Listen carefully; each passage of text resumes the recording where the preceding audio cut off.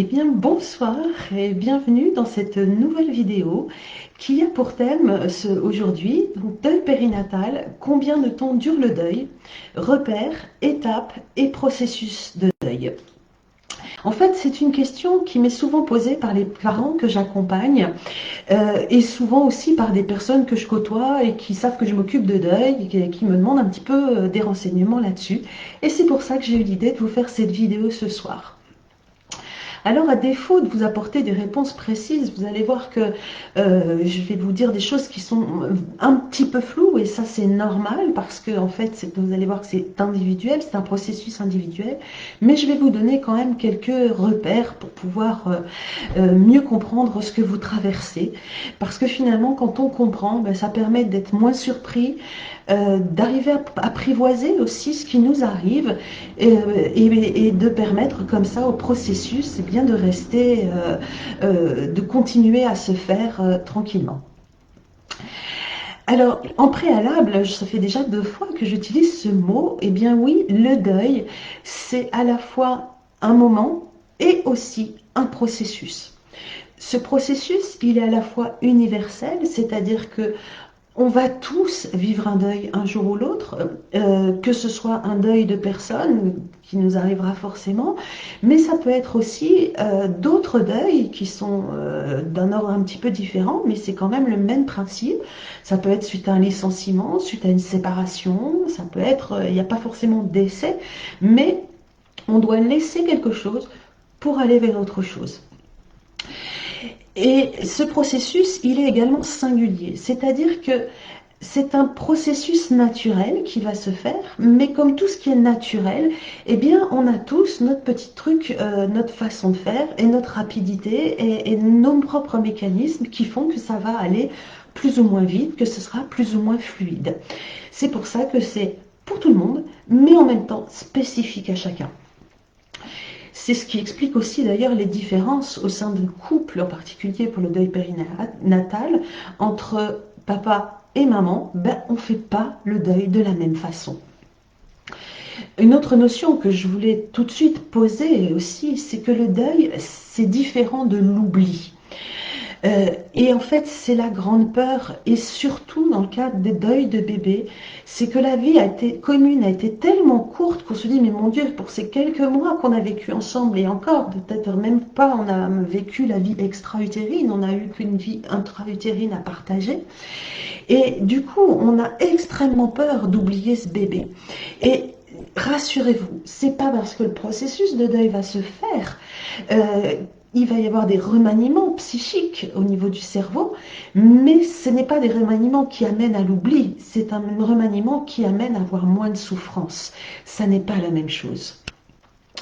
Le deuil, en fait, c'est un processus qui conduit à réinventer le lien sous une autre forme. Alors, qu'est-ce que le deuil? Le deuil, eh bien en fait, c'est une blessure émotionnelle. Ça commence par la rupture du lien relationnel que l'on avait avec quelqu'un que l'on aimait. Et donc, qui dit rupture, dit forcément cicatrice et en fait plaie. Son intensité, elle n'est pas proportionnelle au temps que l'on a partagé. Et ça, c'est important à comprendre, et en particulier pour l'entourage qui n'a pas forcément vécu un deuil périnatal. On pense que parce que le temps de vie commune était court, le deuil sera court. Pas du tout. Le deuil n'est pas proportionnel à la durée du lien, il est proportionnel à l'intensité du lien. Et donc l'intensité du lien qu'on peut avoir avec un enfant, même in utero, il est extrêmement fort. On peut même déjà avoir un lien émotionnel avec un bébé futur, rien que quand on pense, quand on le programme et quand on pense qu'il va être là. Et du coup, le lien émotionnel, même avant d'être enceinte, parfois il est déjà créé avec un bébé. On ne sait pas encore comment, quand, mais en tout cas, il y a déjà quelque chose qui se tisse et en tout cas qui se prépare.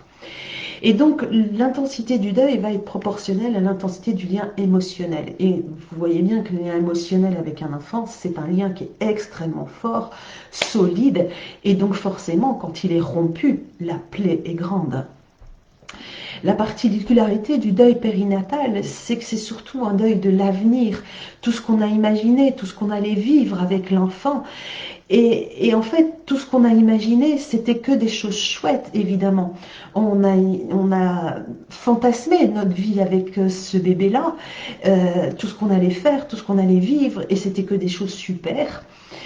Et c'est ça la différence avec le deuil d'une autre personne. Par exemple, vous avez peut-être perdu votre grand-mère ou un oncle ou une tante, quelqu'un qui vous étiez plus ou moins proche. Mais en tout cas, quand on perd quelqu'un avec qui on a vécu un moment, eh bien, on va perdre toute la partie agréable de la relation. Mais il y avait aussi une partie désagréable, hein. Agréable et désagréable, c'est toujours les deux faces d'une même pièce. Et il y a des parties qui ne nous plaisent pas toujours chez la personne que l'on aime, pourtant on l'aime, mais il peut avoir des traits de caractère qui nous challenge, qui nous cassent les pieds, des façons de faire qui nous ennuient, etc. Et en fait, toute cette partie désagréable du lien, eh bien, on l'a pas quand on a perdu un bébé, parce que, et surtout quand on a perdu une utero juste au moment de la naissance ou quelques heures après, eh bien, il n'y a pas eu finalement de lien désagréable. Il y avait que du fantasme génial. Et donc, le deuil est d'autant plus difficile à faire que tout ce qu'on a imaginé, c'était que du chouette. Et c'est ce qui rend ce deuil encore plus compliqué. Alors, le deuil, j'ai dit que c'était donc une rupture de lien et un processus de cicatrisation. Et donc, tout comme une blessure physique, il y a un processus de réparation aussi pour les blessures émotionnelles et les blessures du cœur. C'est un processus qui est naturel et complètement inconscient. On se dit pas aujourd'hui je fais ci pour mon deuil, aujourd'hui je fais ça. Non, ça se passe comme ça au-delà de nous. Donc ce processus de cicatrisation que l'on peut voir sur une plaie organique, eh bien c'est un processus qui est plus invisible, qui se fait au niveau de la cicatrisation psychique. Et donc, tout comme un processus de cicatrisation sur une plaie, eh bien, il y a des petites plaies bénignes des petits bobos qui vont se cicatriser tout seuls. Et puis les beaucoup plus gros bobos qui peuvent se cicatriser tout seuls, mais qui ont parfois besoin de soins spécifiques pour s'améliorer. Vous vous faites une triple fracture de la jambe, il y a peu de gens qui vont rester sur le canapé assis en attendant que ça se répare, ou risque que ça se répare très mal. On va aller faire des soins spécifiques, qui seront parfois douloureux d'ailleurs. On va faire une opération, des broches, des choses comme ça, c'est compliqué. Mais c'est pour servir à la cicatrisation. Et bien pour le deuil et pour une blessure émotionnelle profonde et aussi profonde que peut l'être le deuil périnatal, eh bien il y a tout autant besoin d'apporter ces soins spécifiques. Parce que bien sûr, il y a un processus naturel, mais comme vous le savez sur les blessures organiques, eh bien le processus naturel parfois s'enraye et ne fonctionne pas de manière optimum. Et puis parfois, eh bien, quand on va faire des soins spécifiques, ça va aider à la cicatrisation, ça va l'améliorer, ça va faire une cicatrice plus jolie. Et puis ça va aussi améliorer et diminuer la durée. Non pas qu'on va raccourcir la durée du processus naturel, on va surtout empêcher de rallonger la durée du processus naturel parce qu'on n'a pas les propres ressources à l'intérieur de soi. Et donc, comme les soins sur une plaie peuvent être parfois douloureux, eh bien, et qu'une cicatrice peut devenir douloureuse, elle peut même être douloureuse plusieurs années après. Vous entendez parfois des personnes âgées qui disent « Ah, j'ai ma fracture qui me fait mal, il va faire moche dans les jours à venir ».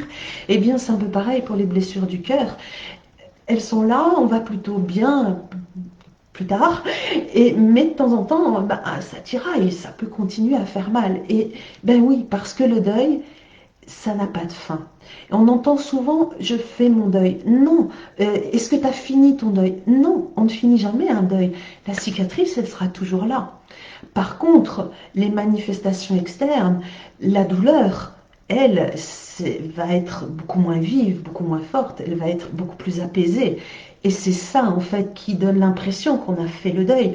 Non, on pense toujours à l'être aimé, on a toujours quelque part ce manque, il est juste moins douloureux. Et on a appris à apprivoiser l'absence et à avoir une autre présence qui n'est plus physique, mais qui est plus spirituel et à l'intérieur. Et donc, mon propos, c'était vraiment de vous inviter à accueillir le processus de deuil comme un allié. Parce qu'en fait, c'est ce processus qui va atténuer le vécu douloureux de ce deuil.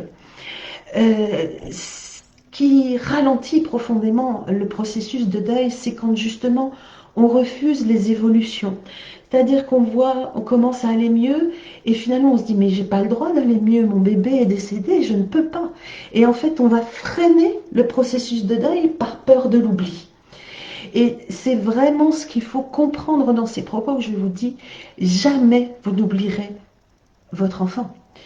Et pour faire une comparaison un petit peu triviale, presque un peu déplacée, mais c'est pour vous aider à mieux comprendre, je suis sûre que vous vous rappelez de votre premier petit ami et pourtant la relation n'a pas trop duré et c'était un gros chagrin quand vous l'avez quitté ou qui vous a quitté et vous avez cicatrisé, vous avez continué votre vie. Et pourtant, si vous vous en rappelez avec un petit sourire gentil par rapport à vous-même, mais vous vous en rappelez, vous n'avez pas oublié.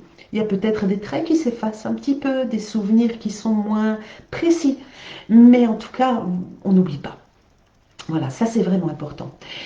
Et ce que je voulais différencier dans ce propos, c'était le processus naturel de deuil et le travail de deuil. Ce sont deux choses différentes. Il y a le processus naturel et il y a le travail qui, lui, c'est ça les soins qu'on va apporter.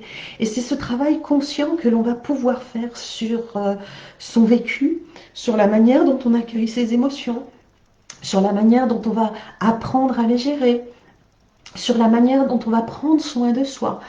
C'est ça le travail de deuil qui va permettre de faciliter ou au contraire de freiner ce processus. C'est une cicatrisation qui prend très longtemps à se faire. Ça prend des années. Alors, je suis pas en train de vous dire que vous allez souffrir continuellement des années. Hein. Attention, c'est pas mon propos. C'est plutôt de remettre de la normalité dans parfois, si dans les personnes qui écoutent cette vidéo, vous avez vécu ce deuil périnatal il y a plusieurs années, 5 ans, 6 ans, 10 ans peut-être, et puis qu'un jour vous pleurez devant quelqu'un qui vous dit mais comment, t'as encore pas fait ton deuil, c'est pas normal. Ben si c'est normal, parce que c'est jamais fini. Et c'est normal un jour parce que c'est l'anniversaire, parce qu'il y a quelque chose qui nous y fait penser, et bien de peut-être avoir quelques larmes et d'avoir de nouveau de la tristesse qui arrive. Le truc, c'est de ne pas faire durer cette tristesse, et on peut peut-être avoir de la tristesse quelques instants, et puis repasser à autre chose, et reprendre sa vie, et parce qu'on a intégré la personne à l'intérieur de son cœur, ça sera beaucoup plus doux, beaucoup plus apaisé, et ça va aller, quoi. Donc là, c'est le message, ça dure des années, oui, mais ce n'est pas de la souffrance permanente pendant des années. Il y a une période hyper difficile pendant les premiers mois, où c'est de la souffrance quasi quotidienne.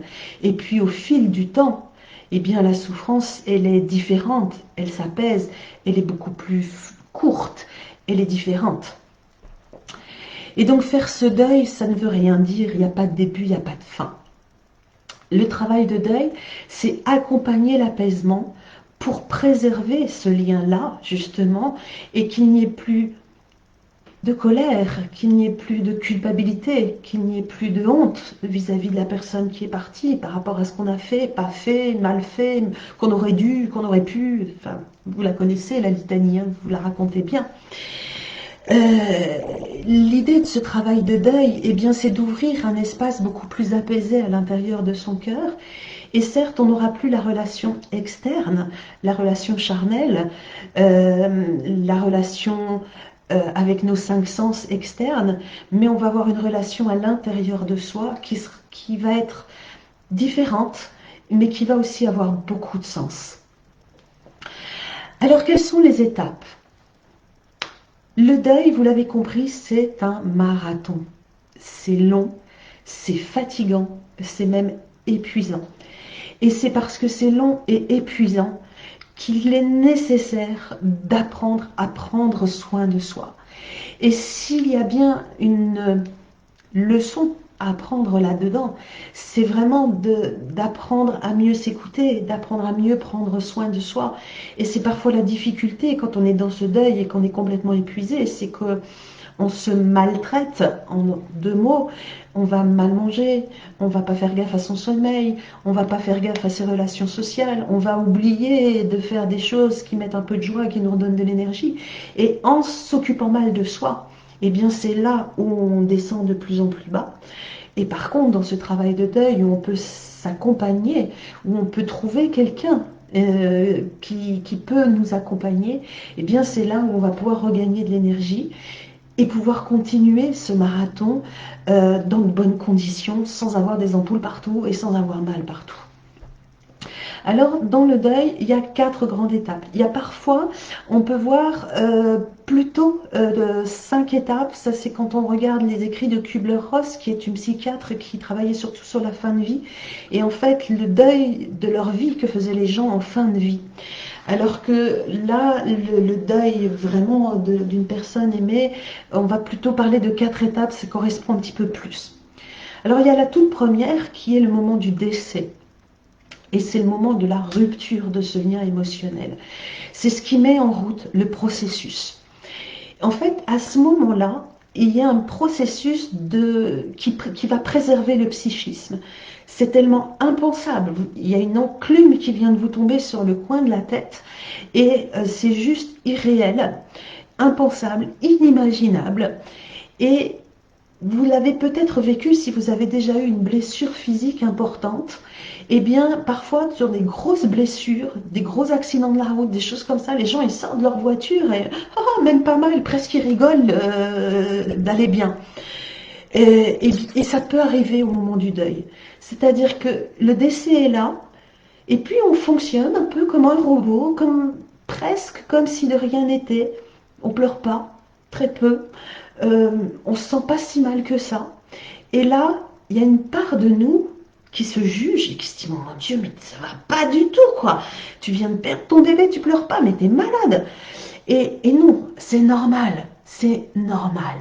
Il y a une anesthésie, une protection de votre cerveau qui se met en route toute seule et c'est normal pendant quelques heures, quelques jours, une semaine, de finalement aller bien alors que tout dans le contexte vous dit que c'est pas normal. C'est normal. Ce qui va souvent faire le moment de la transition, c'est le moment des obsèques, le moment où on voit le corps, où on va toucher ce corps froid, où il y a les stigmates du décès qui sont sur le visage.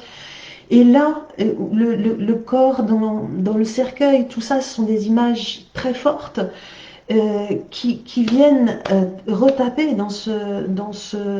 cette anesthésie du cerveau et qui va faire que eh bien, ça va vraiment enclencher le processus. Et là, on va commencer à descendre au niveau de son état émotionnel et ça va aller moins bien.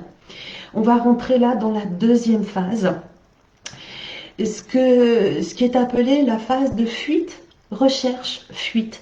C'est-à-dire qu'on va osciller comme ça dans un mouvement qui n'est pas régulier, avec des hauts, avec des bas, et avec des moments où on est complètement encore dans cette relation et d'autres où on passe à autre chose. Voilà, on bascule entre les deux. Et c'est une alternance d'agitation. On va par exemple rentrer après l'enterrement, on veut commencer à tout chambouler la maison, refaire des travaux, ranger la chambre, ranger les affaires. Les papas, c'est plus masculin, même si ça fait un peu sexiste quand je le dis comme ça, c'est pas du tout le sujet. Ils vont se relancer dans le travail, dans un nouveau projet.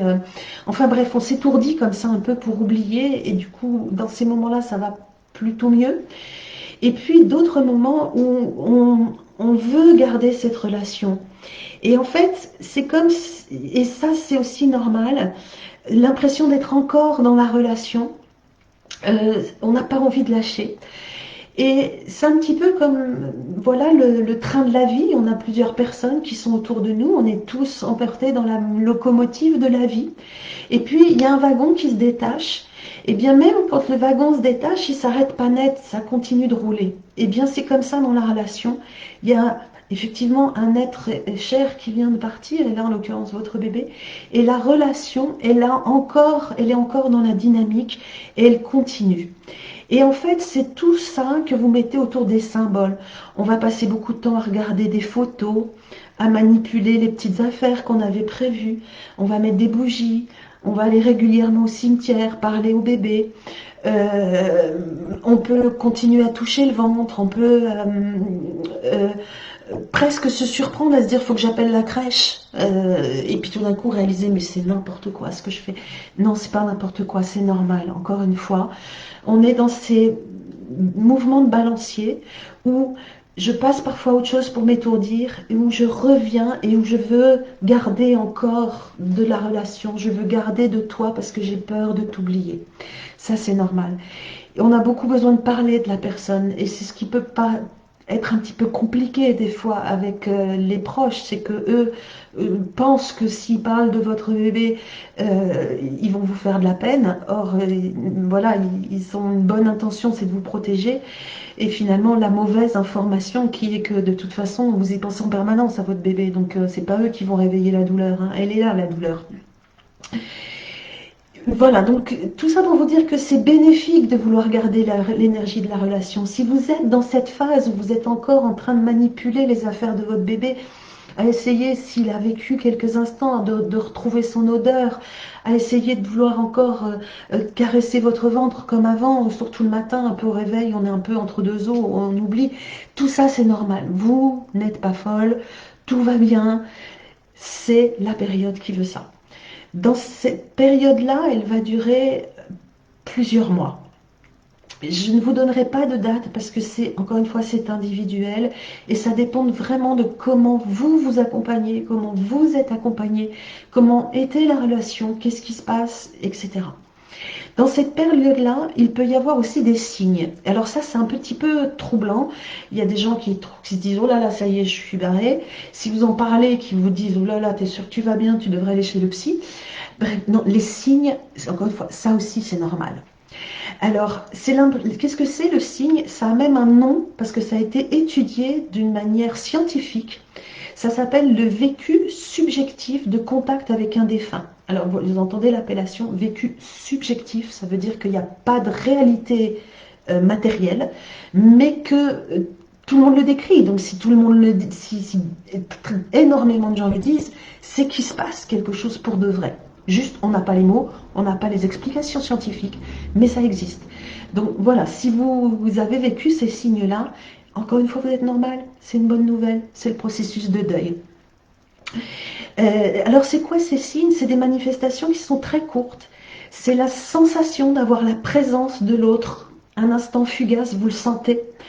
Ça peut être justement ces mouvements que vous sentez à l'intérieur de votre ventre qui sont vraiment très présents. C'est comme quand le bébé était là.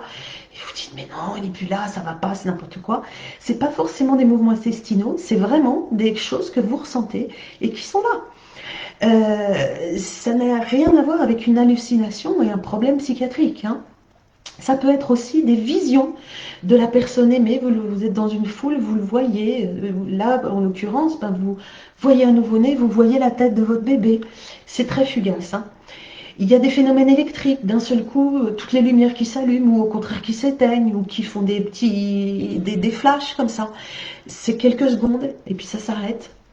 Et puis, il y a d'autres signes avec des petits animaux très légers. Ça va être la vision d'un papillon, alors que c'est même pas la saison. Vous pensez à votre bébé, tant qu'une libellule qui passe, une petite plume qui arrive.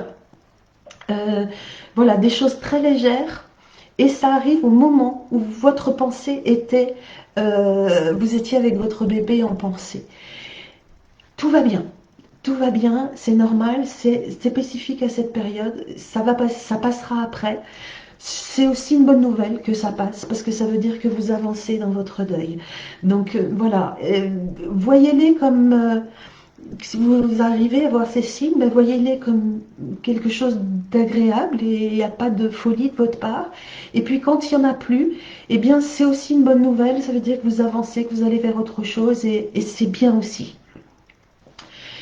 Après, on rentre dans la troisième phase. Une troisième phase qui s'appelle la phase de déstructuration. En fait, rien que le mot, il est déjà un petit peu difficile. Et c'est le moment qui va être le plus douloureux. Alors là, je suis pas en train de vous donner des bonnes nouvelles si votre deuil est récent. Eh bien, c'est le moment où on va réaliser que la mort, elle est définitive. Que vous avez vu dans la phase d'avant, on cherchait encore la relation, on l'espérait encore un peu. Et puis là, enfin, le cerveau lâche, ils disent bon, c'est bon quoi, il reviendra plus jamais, il faut que la vie continue. J'ai besoin de passer à autre chose et de vivre la relation d'une autre manière. Et c'est là où finalement la sensation de vide est la plus grande. Et pour vous donner un ordre d'idée, et c'est ça qui se joue si vous mettez en route une grossesse arc-en-ciel, la grossesse d'après, assez rapidement après le deuil de votre bébé, et vous imaginiez que cette grossesse allait vraiment vous aider à cicatriser, à aller mieux. On arrive à 8, 9, 10 mois, un an, la date anniversaire. Et là, on va plus mal. Et c'est souvent là, du coup, où il y a une grossesse arc-en-ciel qui démarre. Et on va plus mal. Et on se dit, mais ça va pas du tout. Ça devrait aller mieux et je vais plus mal. Encore une fois, c'est normal. On a l'impression qu'on fait marche arrière, mais non, vous faites marche avant. C'est le processus normal. Euh, Là, par contre, attention à ne pas rentrer du coup dans cette certitude.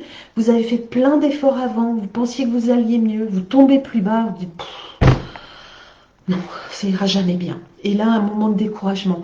Non, c'est ce qu'on appelle l'impuissance apprise. C'est puisque j'ai fait plein d'efforts et que je vais pas mieux, bah, je baisse les bras, je fais plus rien, parce que de toute façon, j'irai jamais bien. Ça, c'est pas vrai. Ça, c'est vraiment une fausse croyance. Et là, je vous invite à lutter contre ça, parce que c'est ça qui va prolonger le deuil, c'est de croire que vous n'irez jamais mieux. C'est pas vrai. Le tunnel est long. Peut-être vous voyez même pas un brin de lumière au bout, mais je vous assure qu'il y a de la lumière au bout et ça vaut le coup de continuer de marcher et d'avancer. Ça va aller, ça va aller. Si vous êtes dans ce moment-là de fou, de vraiment l'impression d'arriver au fond de la piscine et qu'il n'y a justement pas de fond, c'est peut-être le moment le plus important où il y a besoin de trouver de l'aide. Si dans les premières semaines, les premiers mois, ça allait plutôt bien et que vous avez peut-être refusé un accompagnement, ce n'était pas le moment. Si vous sentez que ça va plus mal là, c'est pas un retour en arrière, c'est que c'est le moment où vous êtes dans la troisième phase, donc bonne nouvelle, mais c'est peut-être le moment où vous avez besoin d'un peu de soutien, d'un peu d'aide pour vous aider à élaborer ce qui a besoin d'être élaboré à ce moment-là pour pouvoir renaître après et revivre d'une autre manière après. Du coup, c'est comme une réactivation du décès, hein, vous l'avez compris. Et parce que cette énergie de la relation qui continuait, cette odeur dans les vêtements, ces choses qui étaient autour de vous pour vous rappeler la relation, bah, il n'y a plus de nouvelles photos, il n'y a pas de nouvelle odeur, l'odeur s'efface, les traits du visage bah, sont plus si frais, s'effacent. Et du coup, eh bien, il n'y a plus assez de matérialisation à l'extérieur. Et pour autant, à l'intérieur, dans mon cœur, j'ai pas suffisamment intégré la relation pour me sentir remplie. Et donc, ce vide extérieur avec ce pas assez rempli à l'intérieur, ça crée vraiment du manque et c'est difficile. Et c'est vraiment le moment où il faut continuer d'y croire. Voilà, il faut continuer d'y croire, ça va aller. Euh, alors, si vous n'êtes pas encore là, l'idée aussi, c'est pas de vous dire, mon Dieu, mais c'est pas vrai, je pourrais pas subir encore ça. C'est pas de la douleur tout le temps. Encore une fois, c'est sinusoïdal. Il y a des cycles.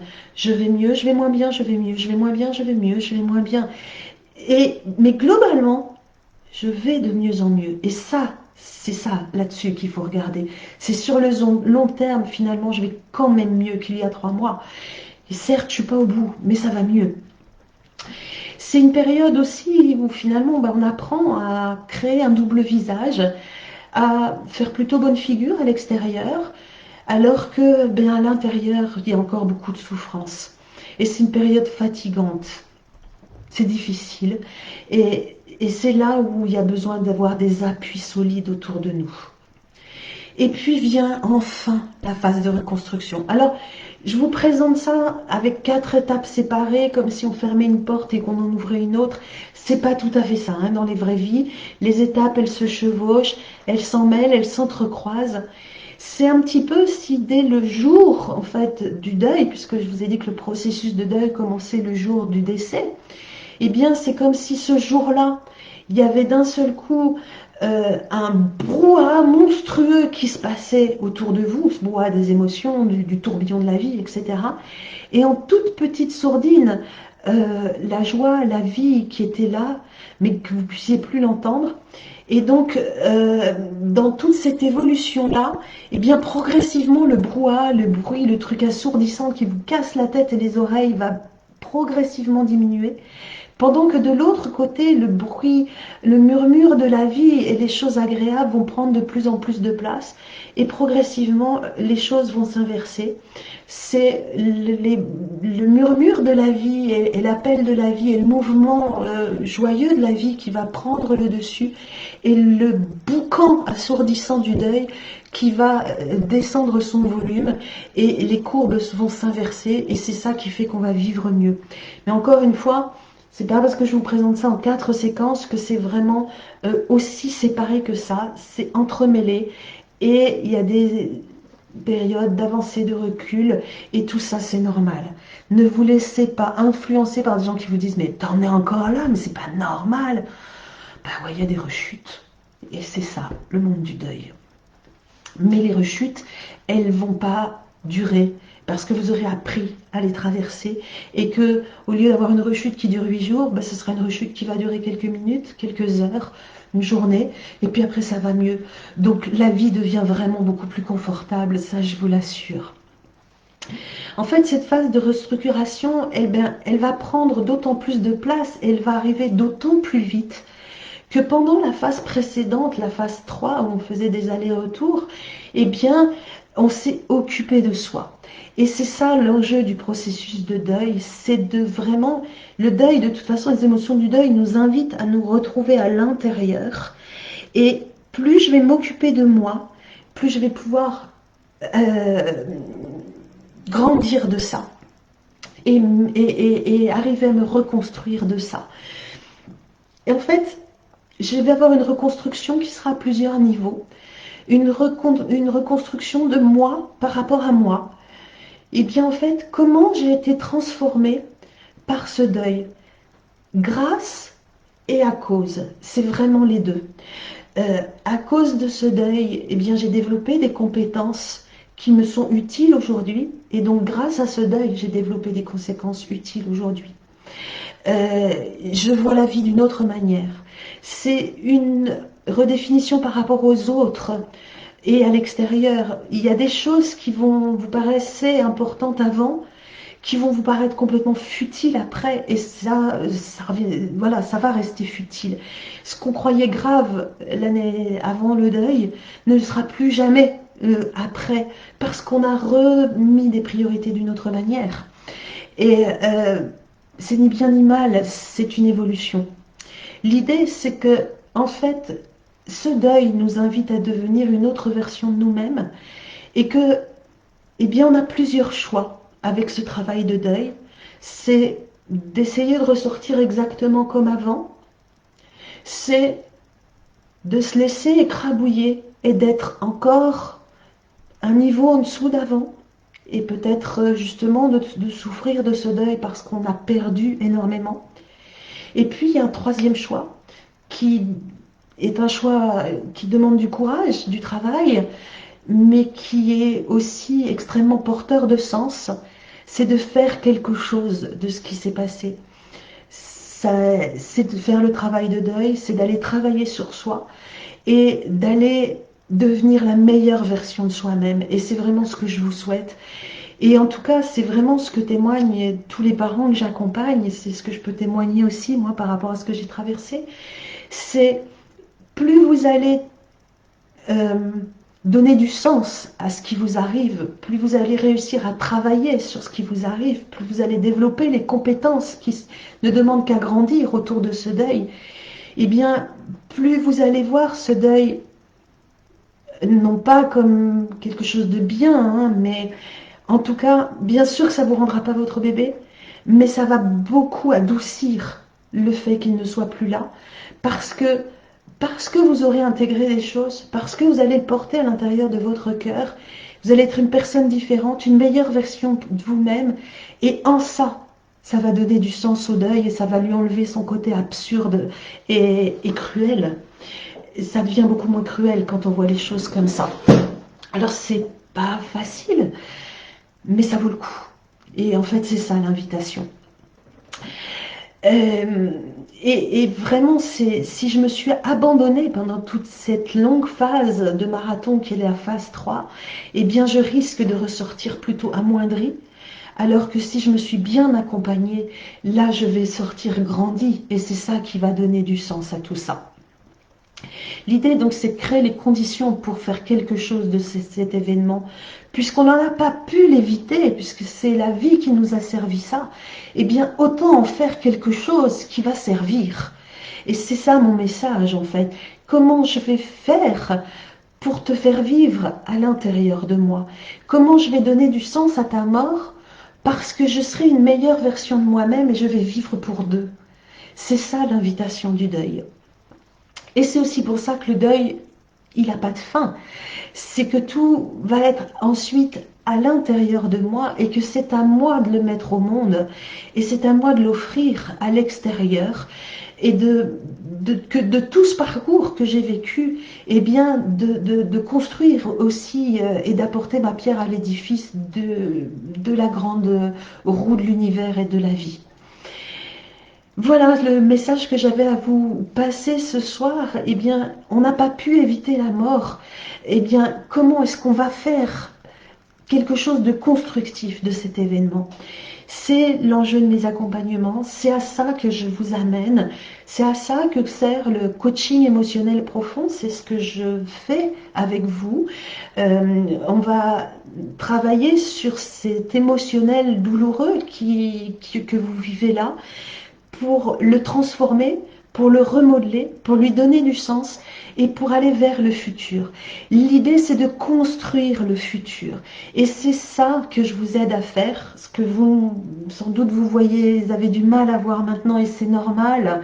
Mais moi, je vous aide à construire le futur et à vous construire un futur inspirant, un futur qui vous correspond, un futur qui va donner du sens au décès de votre bébé et un futur qui vous donne une meilleure version de vous-même.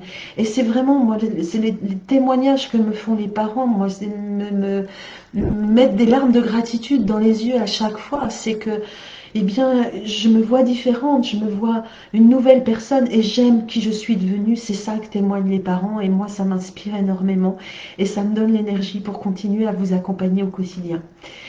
Si ce que je vous ai dit vous parle, eh bien, je vous offre 1 heure de coaching gratuit. Je vais vous mettre les liens juste en dessous de la vidéo pour prendre un rendez-vous sur mon agenda en ligne.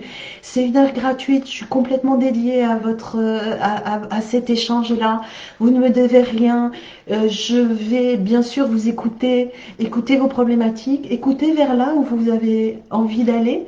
Et puis, ben, en fonction de ça, ben, je pourrais vous proposer un accompagnement qui vous corresponde. Libre à vous d'y adhérer ou au contraire d'aller chercher d'autres méthodes parce que finalement, il y a plein de choses qui existent. Et tant mieux qu'il y ait plein de choses qui existent parce qu'il y a des choses qui nous parlent plus ou moins. Si ce que je fais vous parle, eh bien soyez les bienvenus. Je serai très honorée de vous accompagner. Je vous mets le lien Calendly juste après. Si vous ne l'avez pas encore fait, je vous invite aussi à télécharger mon e-book. Vous le trouverez aussi dans un de mes posts sur cette page Facebook qui vous permet d'avoir ce petit bouquin avec des exercices à l'intérieur qui peut aussi vous aider à cheminer et à faire un petit peu de ce travail de deuil grâce à cet e-book. Je vous remercie pour votre attention. Je vois que j'ai passé beaucoup de temps. Merci à tous ceux qui ont eu l'envie de m'écouter jusqu'au bout. J'en suis très touchée aussi. Je suis à votre écoute pour échanger si vous en avez besoin, soit commentaire sous la vidéo, soit par Messenger si vous voulez que ce soit plus privé, soit avec l'échange gratuit que je vous propose. Vous êtes les bienvenus.